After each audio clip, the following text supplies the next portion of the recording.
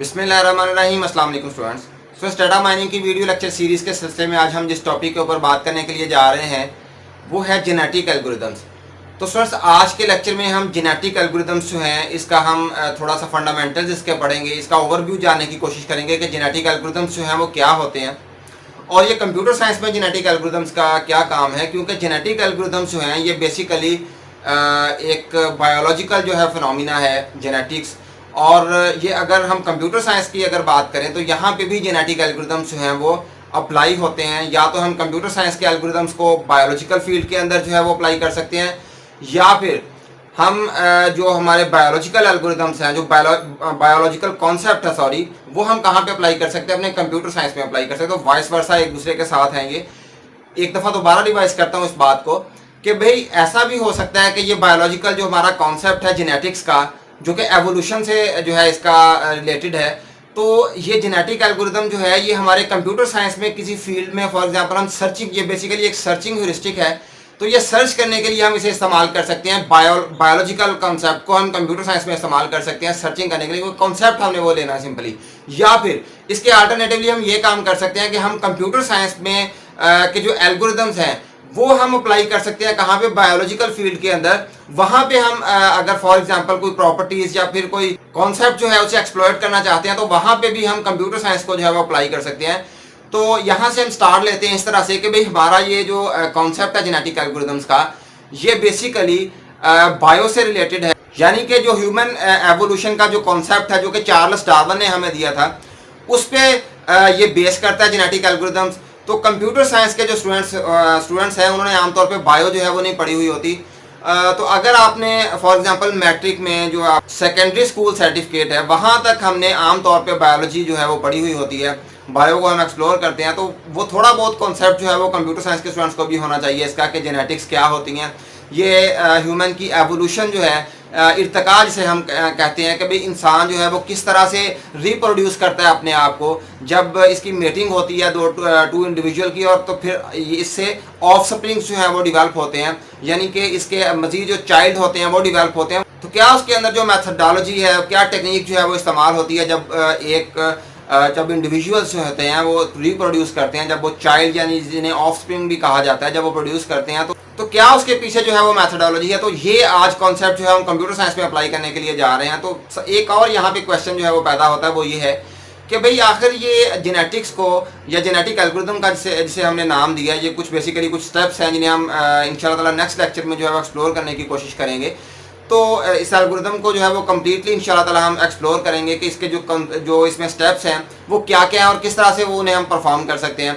तो इसे computer science में अप्लाई करने की क्या जरूरत है। ये बेसिकली एक ऑप्टिमाइजेशन सोल्यूशन हमें प्रोवाइड करता है, यानी कि हमने नेचर से एक कॉन्सेप्ट लिया है। बेसिकली ये नेचर जो है वो जिस पैरा पे वो अमल करती है, जिस तरह से वो काम करती है, हम क्या करते हैं, हम उसे जो है वो उसे सिमुलेट करने की कोशिश करते हैं, उसे मिमिक करने की कोशिश करते हैं, यानी कि उसे हम अपनी कंप्यूटर साइंस की फील्ड में जो है वो अप्लाई करने की कोशिश करते हैं। तो ये बेटर परफॉर्मेंस के लिए हम ये वाला जो कॉन्सेप्ट है ये लेके आते हैं। इसमें होता क्या है, इसमें हमारे पास जो बेसिक कॉन्सेप्ट है वो तो जीन का है। जीन जिस तरह से हमारे कंप्यूटर साइंस की अगर बात करें तो वहाँ पे हमारे पास बेसिक जो हमारा होता है वो सेल होता है, लेकिन अगर ह्यूमन की बात की जाए तो उसकी बेसिक जो है वो क्या है, वो एक जीन है। और जीन्स जो होते हैं वो जब आपस में एक दूसरे के साथ कंबाइन होते हैं तो हमारे पास क्रोमोसोम बनते हैं। अगर हम कंप्यूटर साइंस की बात करें तो हमारे पास स्ट्रिंग बन जाती है जब हम डिफरेंट सेल्स को मिलाते हैं, क्योंकि हर सेल के अंदर हमने डेफिनेटली क्या स्टोर करवाना होता है, हमने कुछ ना कुछ डाटा स्टोर करवाना होता है। वो अल्फ़ाबेट भी हो सकता है, वो इंटीजर भी हो सकता है, वो फ्लोटिंग पॉइंट भी हो सकता है, या सिंपली वो बिट्स हो सकते हैं 0 और 1 की फॉर्म में। तो जब हम जीन्स को जो है वो आपस में मिलाते हैं, अगर हम बायो की बात करें तो जीन्स को आपस में मिलाने से क्या बनता है, क्रोमोसोम्स बनते हैं। लेकिन अगर हम कंप्यूटर साइंस में इसी कॉन्सेप्ट को कंप्यूटर साइंस में जब अप्लाई करेंगे तो डिफरेंट सेल्स को मिलाने से हमारे पास क्या बन जाती है, स्ट्रिंग बन जाती है, यानी कि 0 और 1 या फिर अल्फ़ाबेट्स का जो कॉम्बिनेशन हमारे पास एक स्ट्रिंग की सूरत में बन जाता है। अब फॉर एग्जांपल जब दो इंडिविजुअल रिप्रोड्यूस करते हैं अपने जो है वो ऑफस्प्रिंग जो प्रोड्यूस करते हैं, यानी कि जब वो चाइल्ड जो है वो प्रोड्यूस करते हैं, तो क्या होता है, कॉन्सेप्ट जो बायो का कॉन्सेप्ट है वो ये कहता है कि भाई दो डिफरेंट जो है हमारे पास क्रोमोसोम जब आपस में मिलते हैं तो उनमें कुछ करैक्टरिस्टिक्स जो है वो दोनों की आपस में एक दूसरे के साथ जो है वो इंटरमिंगल हो जाती हैं, यानी कि वो मिक्स हो जाती हैं, और एक तीसरा जो है वो इंडिविजुअल जो है वो क्रिएट होता है जिसके अंदर दोनों की खसूसियात होती हैं। यानी कि फॉर एग्जांपल हमारे पास एक इंडिविजुअल ए है और एक इंडिविजुअल बी है। जब ये दोनों आपस में एक मिलके तो एक ऑफस्प्रिंग जब जनरेट करेंगे तो थर्ड जो हमारे पास इंडिविजुअल आएगा उसमें दोनों की कैरेक्टरिस्टिक्स होंगी। और यहाँ पे जो कॉन्सेप्ट है इसमें जेनेटिक एल्गोरिदम में जो कॉन्सेप्ट है वो बेसिकली जैसे मैंने आपको बताया है कि वो डार्विन से जो है वो लिया हुआ है। चार्ल्स डार्विन जो उसने तब कॉन्सेप्ट जो पेश किया था, जो उसने थ्योरी पेश की थी, उसकी बेस पे है कि यहाँ पे सर्वाइवल ऑफ द फिटेस्ट वाली बात होगी। सर्वाइवल ऑफ द फिटेस्ट का मतलब ये है स्टूडेंट्स कि भाई वो वाले सिर्फ वो वाले जीन्स जो हैं वो शामिल होंगे। यानी दो डिफरेंट क्रोमोसोम जब आपस में मिलेंगे तो उनके जीन्स जो हैं वो आपस में एक दूसरे के साथ जो है वो कंबाइन होंगे और एक तीसरा इंडिविजुअल बनेगा।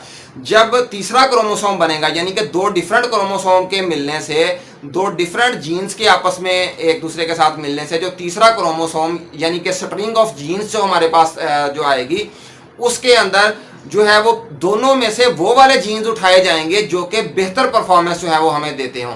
बेहतर परफॉर्मेंस का मतलब ये है यानी कि यहाँ पे ये कॉन्सेप्ट हम इसलिए भी अप्लाई कर सकते हैं कि फॉर एग्जांपल हमारे पास दो डिफरेंट एंटिटीज हैं और हम ये चाहते हैं कि हम एक थर्ड एंटिटी जो है उन दोनों के साथ जो है वो दोनों से कंबाइन करके एक थर्ड एंटिटी जो है वो जनरेट करें और वो थर्ड एंटिटी जो है उसकी परफॉर्मेंस दोनों जीन से बेहतर हो यानी दोनों जीन से अच्छी हो। तो ये वाला कॉन्सेप्ट हम कंप्यूटर साइंस में इस सेंस में भी अप्लाई कर सकते हैं। अगर हम बेटर परफॉर्मेंस चाहते हैं तो हम डिफरेंट जीन्स में से, डिफरेंट क्रोमोसोम्स में से या डिफरेंट स्ट्रिंग्स में से सिर्फ वो वाले सेल उठाएं या सिर्फ वो वाले जीन्स उठाएं कि भाई जो बेटर परफॉर्मेंस देते हो और वो वाले जीन्स जो हैं वो हम ड्रॉप कर दें जो उनकी बेटर परफॉर्मेंस ना हो। तो यहाँ पे ये कॉन्सेप्ट जो है ये मैं आपको एक और एंगल से इसे समझाता हूँ, एक और आपको एग्जांपल देता हूँ कि फॉर एग्जांपल अगर हमारे पास डिफरेंट जीन्स हो, मैं यहाँ पे आपको एक एग्जांपल दे देता हूँ। ये देखें, ये फॉर एग्जांपल हमारे पास एक क्रोमोसोम है। वैसे तो क्रोमोसोम की इस तरह से शेप जो है वो बायो में भी और कंप्यूटर साइंस में भी डेफिनेटली हम स्ट्रिंग को इस तरह से रिप्रेजेंट करते हैं या क्रोमोसोम्स को बायो में इस तरह से रिप्रेजेंट किया जाता है। तो यहाँ पे मैं इस तरह से क्रोमोसोम्स को जो है वो करता हूँ। तो यहाँ पे हमारे पास जो है वो डिफरेंट जीन्स पड़े हुए हैं स्टूडेंट्स और इन जीन्स में से कुछ जो जीन्स हैं वो बीमार हैं, कुछ जो है वो स्ट्रॉन्ग है। बीमार से मुराद ये है वीक है कुछ क्रोमोसोम और कुछ जो है वो स्ट्रॉन्ग है। अब हमने यहाँ से सिर्फ वो वाले क्रोमोसोम्स उठाने हैं जो कि स्ट्रॉन्ग हो, जो वीक हो उन्हें हमने आहिस्ता आहिस्ता जो है वो क्या करना है वो एलिमिनेट करना है। किस तरह से एलिमिनेट करना है? अब डाटा साइंस जो है वो यहाँ पे किस तरह से अप्लाई होती है? डाटा साइंस इस तरह से अप्लाई होती है कि यहाँ पे हम हिस्टोरिकल डाटा उसे देते हैं, बिल्कुल वैसे जैसे हमने डाटा साइंस अभी तक पढ़ी है, जिस तरह से हमने डाटा माइनिंग का कॉन्सेप्ट लिया है कि भाई ये हमारे पास जो है ये एक डाटा है, हिस्टोरिकल डाटा होगा, डेफिनेटली बिग डाटा हमारे पास आएगा। इसमें से हमने जो स्ट्रॉन्ग जीन्स है उन्हें हमने उसकी क्या कर देना है, उसकी हमने क्लासिफिकेशन कर देनी है, यानी कि उसे हमने एक साइड पे कर देना है। और या इस तरह से आप क्लस्टरिंग का कॉन्सेप्ट ले सकते हैं कि उसे हमने एक साइड पे कर देना है और जो वीक जीन्स है हमारे पास उसे हमने दूसरी साइड पे आहिस्ता आहिस्ता, ये वाला फॉर एग्जांपल स्ट्रॉन्ग है इसे हम इस साइड पे ले जाएंगे, ये वाला स्ट्रॉन्ग है इसे हम इस साइड पे ले जाएंगे, ये वाला फॉर एग्जांपल वीक है इसे हम इस साइड पे ले आएंगे और इस तरह से हम इसे इंटरचेंज करेंगे। और यहाँ पे एक हम लाइन खींच देंगे कि भाई इस साइड पे जो है वो वीक जीन्स आ जाए सारे और इस साइड पे स्ट्रॉन्ग जीन्स आ जाए। और अल्टीमेटली क्या करना है, हमने इन्हें एलिमिनेट कर देना। ये वाले आज खुद ब खुद ही डेड हो जाएंगे। कैसे डेड होंगे ये? क्योंकि फॉर एग्जांपल एक ये वाला क्रोमोसोम है, दूसरा हमारे पास एक फॉर एग्जांपल यहाँ पे मैं ले लेता हूँ एक ये वाला क्रोमोसोम है। अब इसमें भी कुछ जो है हमारे पास जीन्स हैं, इसकी भी हमने क्या कर लिया, क्लस्टरिंग क्लासिफिकेशन कर दिया, स्ट्रॉन्ग को एक साइड पे निकाल दिया, वीक को एक साइड पे निकाल दिया।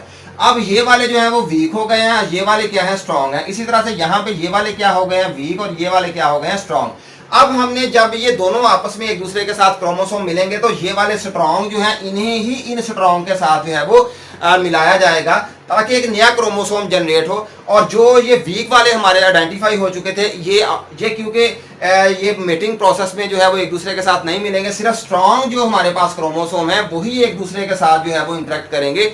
तो ये वाले जो वीक होते हैं ये अल्टीमेटली डाई कर जाएंगे यानी कि डेड हो जाएंगे, इनकी रिप्रोडक्शन नहीं होगी। तो सिर्फ हमारे पास कौन से बचेंगे, स्ट्रॉन्ग क्रोमोसोम यानी कि स्ट्रॉन्ग जीन्स बचेंगे और जिससे हमारा जो ऑफस्प्रिंग होगा, जो चाइल्ड होगा वो डेफिनेटली एक स्ट्रॉन्ग जो है वो पोजीशन में जो है वो डेवलप होगा।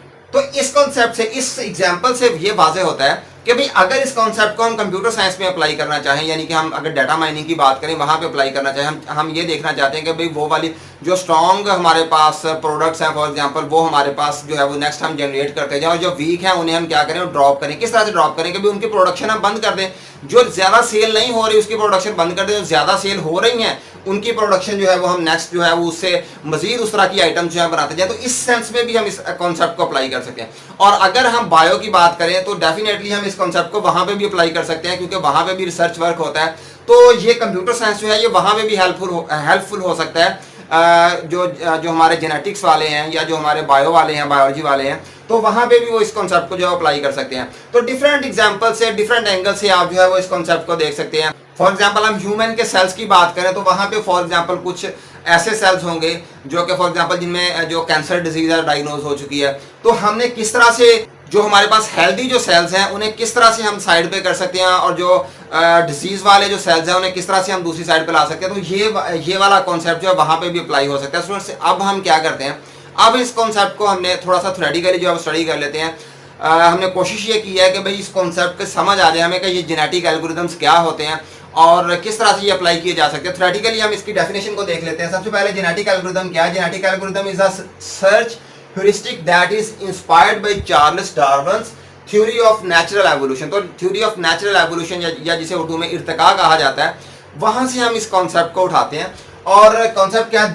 There are intelligent exploitation of random search provided with historical data to direct the search into region of better performance in solution space. तो ये वही वाली बात है जो मैंने आपको बताई है कि हम जो ऑप्टिमाइजेशन करना चाहते हैं, हम परफॉर्मेंस को बेहतर बनाना चाहते हैं। तो परफॉर्मेंस बेहतर तभी होगी जब हम वीक जो हमारे सेल्स होंगे या वीक हमारे जो जीन्स होंगे उन्हें हम क्या कर देंगे, उन्हें एलिमिनेट कर देंगे, और जो रिप्रोडक्शन हम कर रहे हैं वो सिर्फ स्ट्रॉन्ग सेल्स के साथ की जाए। तो तब हमारे पास एक बेटर जो है वो ऑप्टिमाइज्ड सर्च जो है वो हम जनरेट कर सकते हैं, या सर्च जो हमारी या जो हमारी बेटर जो परफॉर्मेंस वाली जो ऑप्टिमाइज प्रोडक्ट है उसे हम जो है वो डेवलप कर सकते हैं। तो यहाँ पे हमारे पास क्या है? It provide high quality optimization solution. इसकी हम पहले भी बात कर चुके हैं। इसके बाद क्या है? Genetic algorithm works on the theory of survival of the fittest. तो सर्वाइवल ऑफ द फिटेस्ट यही है कि भाई वो वाले जीन्स जो वक्त के साथ साथ अपने आप को बदलते जा रहे हैं, सिर्फ वही जो है वो सर्वाइव करेंगे। इस कॉन्सेप्ट को आप फॉर एग्जांपल कई दफ़ा नेशनल ज्योग्राफिक में भी आपने इसे देखा होगा। वहाँ पे भी वो जब जो फॉरेस्ट होता है उसमें जो एनिमल्स होते हैं जो प्रे करते हैं एक दूसरे का, तो वहाँ पे वो ये बात बार बार बताते हैं कि सिर्फ वही वाले सर्वाइव कर सकेंगे जिनका हंटिंग का मेथड ऐसा है कि वो फेल होने वाला नहीं है, और वो वाले जो हमारे एनिमल्स हैं वो एलिमिनेट होते जा रहे हैं, वो ख़त्म होते जा रहे हैं जिनका हंटिंग का मेथड प्रॉपर नहीं था, या फिर स्ट्रांगली वो अपने प्रे के ऊपर अच्छी तरह से वो झपटते नहीं हैं। तो वो वाले सिर्फ वो वाले बचेंगे जिनका हंटिंग मेथड ठीक है, और जिनका हंटिंग मेथड नहीं है ठीक है वो डेफिनेटली एलिमिनेट हो जाएंगे। तो यहाँ पे इसका मतलब यही है सर्वाइवल ऑफ द फिटेस्ट, यानी कि जो सबसे ज़्यादा बेहतर जो फिट है सिर्फ वही बचेगा, दूसरा एलिमिनेट हो जाएगा, खत्म हो जाएगा। इसके बाद following are the major components of genetic algorithm. तो हम यहाँ पे जेनेटिक एल्गोरिथम के डिफरेंट जो कंपोनेंट्स हैं उन्हें स्टडी करने के लिए जा रहे हैं। तो यहाँ पे मैं सबसे पहले आपको एग्जाम्पल, ये मैंने यहाँ पे जो लिखा हुआ है, तो यहाँ पे अगर हम इसकी बात करें एज अ कंप्यूटर साइंस, तो ये हमारा एक क्या है, ये हमारा एक सेल है, ये वाला सिर्फ जीरो की अगर बात करें या वन की या इस वन की, तो ये वाला एक सेल है हमारे पास, इसमें हमने जीरो की वैल्यू रखी हुई है। इस तरह से नेक्स्ट हमारे पास एक सेल है वन, ये भी वन है, ये जीरो वन वन, तो ये डिफरेंट सेल्स हैं। अब इन सेल्स को, एक सेल को हम कंप्यूटर साइंस में सेल कहते हैं, लेकिन अगर हम बायो की बात करें, जेनेटिक्स की बात करें, तो वहां पे इसे एक जीन कहा जाता है। क्या कहा जाता है? एक जीन हम वहां पे इसे कहते हैं। और ये फॉर एग्जांपल जब हम ज्यादा सेल्स को आपस में मिला लेते हैं तो हमारे पास, अगर कंप्यूटर साइंस की बात करें, तो यहाँ पे हमारे पास एक स्ट्रिंग बन गई है, यानी कि डिफरेंट एक कम्बिनेशन ऑफ डिफरेंट बिट्स भी हो सकते हैं, जिस तरह से मैंने पहले बताया अल्फा बिट्स भी हो सकते हैं, ये न्यूमेरिक्स भी हो सकते हैं जिस तरह से इंटीजर्स हैं, या फ्लोटिंग पॉइंट भी हो सकते हैं, या फिर इस तरह से जिस तरह से मैंने यहाँ पे बिट्स लिखे हुए हैं। तो जब हम जेनेटिक्स की बात करेंगे तो फिर यहाँ पे ये सारे के सारे मिलके क्या बनाएंगे? क्रोमोसोम बनाएंगे। लेकिन अगर कंप्यूटर साइंस की बात करें तो फिर हमने ये देखा कि ये स्ट्रिंग है। अब डिफरेंट क्रोमोसोम होते हैं, मतलब ये तमाम के तमाम मिलके क्या बना रहे हैं? क्रोमोसोम, जिस तरह से मैंने लिखा हुआ है। और एक इंडिविजुअल सेल जो कंप्यूटर साइंस में सेल जिसे कहते हैं, वो यहाँ पे क्या है? एक जीन है। तो जब डिफरेंट इस तरह के क्रोमोसोम होंगे, एक ये वाला क्रोमोसोम है, एक सेकंड क्रोमोसोम होगा, एक और क्रोमोसोम हमारे पास इस तरह का ही होगा, कॉम्बिनेशन ऑफ जीन्स। तो ये इन तमाम को मिला के, यानी कि एक ये फॉर एग्जांपल ए वाला क्रोमोसोम है, इसी तरह से हमारे पास एक और इस तरह का डेवलप कर लेते हैं, वो बी क्रोमोसोम हो जाए। और ये दोनों ए और बी जब आपस में मिलके एक ऑफस्प्रिंग बनाएं, यानी कि एक चाइल्ड प्रोड्यूस करें, तो हम उसे क्या कह सकते हैं? ये सी क्रोमोसोम है। तो ये जब ए बी और सी आपस में मिलते हैं तो इन्हें एज अ कंबाइन करके हम क्या कहते हैं? इन्हें हम पॉपुलेशन कहते हैं। तो जेनेटिक्स में इसे क्या कहा जाता है, इसे पॉपुलेशन कहा जाता है। तो यहाँ पे यही कंपोनेंट्स, इन्हीं को मैं समझाने के लिए, ये इनिशियल लेक्चर है क्योंकि फंडामेंटल था, तो ये समझाने के लिए मैं आपको यहाँ पे ये मैंने टर्म्स लिखी हुई हैं, इसे कॉन्सेप्ट भी कह सकते हैं, इसे कंपोनेंट्स भी कह सकते हैं। तो जीन क्या है मैंने अभी बता दिया है कि भाई each individual is represented by set of parameters, या जीन इन्हें वेरिएबल्स भी कहा जाता है, ये वेरिएबल्स भी जो है उसका वर्ड भी इस्तेमाल किया जाता है। इसके बाद क्रोमोसोम्स क्या है, genes are characterized into strings to form chromosome, तो इन्हें क्रोमोसोम भी कहा जा सकता है। इसके बाद पॉपुलेशन क्या है, all genes and chromosomes collected to form population, जब हमारे पास जितने भी जीन्स हैं और जितने भी क्रोमोसोम्स हैं, जब वो तमाम के तमाम हम कंबाइन कर लेंगे, हम उन्हें एज अ होल क्या कह सकते हैं, उन्हें पॉपुलेशन कहा जा सकता है। इसके बाद है फिटनेस स्कोर। फिटनेस स्कोर क्या है कि भाई जब इसे फिटनेस फंक्शन जो है वो यहाँ पे हम इस्तेमाल करते हैं, अगर हम बात करें जेनेटिक एल्गोरिदम की, तो फिटनेस फंक्शन क्या करता है, वो फिटनेस स्कोर जो है वो जनरेट करता है हर एक क्रोमोसोम का, कि भाई हर एक जीन का, कि भाई ये कितना, इसमें दम कितना है, कितनी ताकत है, कितना स्ट्रांग है। तो ये फिटनेस स्कोर जो है एक्चुअली यही डिसाइड करता है कि भाई इसने जो है वो किसी दूसरे क्रोमोसोम से मिलकर जो है वो ऑफस्प्रिंग जो है वो डेवलप करना है। Ability of an individual to compete, तो डेफिनेटली कम्पीट कहते हैं मुकाबला करने को, कि भाई वो जो फिटेस्ट है उसने ही जो है वो उसका सर्वाइवल ही है। तो यहाँ पे फिटनेस जो हमारे पास फंक्शन होगा वो क्या जनरेट करेगा, वो उसका फिटनेस स्कोर जनरेट करेगा, यानी कि उसकी एबिलिटी टू कम्पीट, यानी कि मुकाबला करने की उस पर कितनी एबिलिटी है, कितनी उसकी ताकत है मुकाबला करने की। तो उसे वो यहाँ पे हमारे पास जेनेटिक एल्गोरिदम में हम ये भी जो है ये कैलकुलेट किया करेंगे। इसके बाद हमारे पास क्या है, स्टेप्स क्या है इसके जेनेटिक एल्गोरिदम के, तो स्टेप्स हम यहाँ पे डिस्कस कर लेते हैं, लेकिन इसे हम जब पढ़ेंगे नेक्स्ट लेक्चर में इंशाल्लाह ताला इन स्टेप्स को जो है वो हम तो वन बाय वन जो है वो हम इसे कैलकुलेट करके देखेंगे। तो फर्स्ट ऑफ ऑल हमारे पास स्टेप है वो है इनिशियल पॉपुलेशन। तो हम सबसे पहले हमें ये डिसाइड करना है कि हमारे पास पॉपुलेशन एक्चुअली वो क्या है। इसके बाद उसका फिटनेस जो है वो फंक्शन है हमारे पास, ये क्या करेगा, फिटनेस स्कोर जो है वो डिसाइड करेगा कि भाई कौन सा स्ट्रॉन्ग है, कौन सा वीक है। इसके बाद नेक्स्ट क्या है, उसकी सिलेक्शन कर लेनी है हमने, उसकी फिटनेस स्कोर की बेस पे क्या करना है, सिलेक्शन करनी है। सिलेक्शन करने के बाद हमने क्रॉस ओवर करना है। क्रॉस ओवर किसे कहा जाता है कि दो डिफरेंट हमारे पास क्रोमोसोम है, उनका आपस में एक दूसरे के साथ तबादला करवाना है जीन्स का। किस तरह से करवाना है देखेंगे इंशाल्लाह ताला नेक्स्ट लेक्चर में। इसके बाद म्यूटेशन है। म्यूटेशन इसे कहा जाता है कि भाई फॉर एग्जांपल हमारे पास हमने वो करवा लिया, यहाँ पे क्रॉस ओवर करवा लिया, जीन्स को एक दूसरे के साथ जो है वो एक्सचेंज कर लिया जब, तो फिर हमने क्या करना है, फिर भी हमने उसे एक दफ़ा जो है वो रिव्यू करना है कि भाई इसमें मजीद कैसे ऑप्टिमाइज किया जाता है, मजीद कैसे बेहतरी लाई जा सकती है। तो कुछ जीन्स को हम डेफिनेटली चेंज किया करेंगे, तो उस चेंजिंग जो करने को क्या कहा जाता है, म्यूटेशन कहा जाता है। इसके बाद नेक्स्ट है टर्मिनेशन। टर्मिनेशन में जो है वो एल्गोरिदम की डेफिनेटली किसी क्राइटेरिया के ऊपर जो हमारी कंडीशन हुआ करेगी, उस कंडीशन की बेस पे हम टर्मिनेट किया करेंगे। तो ये लास्ट स्टेप होगा हमारा जहाँ पे टर्मिनेशन होगी। और एक आपको मैं मजीद बात यहाँ पे बता दूं कि ये एल्गोरिदम जो है ये आइट्रेट हुआ करेगा, एक अपने आप को जो है वो रिपीट करेगा। आइट्रेशन जो है इसमें इसके अंदर मौजूद है। तो स्टूडेंट्स उम्मीद करता हूँ आपने जो है जेनेटिक एल्गोरिदम्स को समझ लिया होगा, इसका कॉन्सेप्ट जो है वो समझने की कोशिश की होगी। इंशाल्लाह ताला नेक्स्ट लेक्चर में इसी जेनेटिक एल्गोरिदम्स को ही हम जो है वो गो थ्रू करेंगे। तब तक के लिए अल्लाह हाफिज़।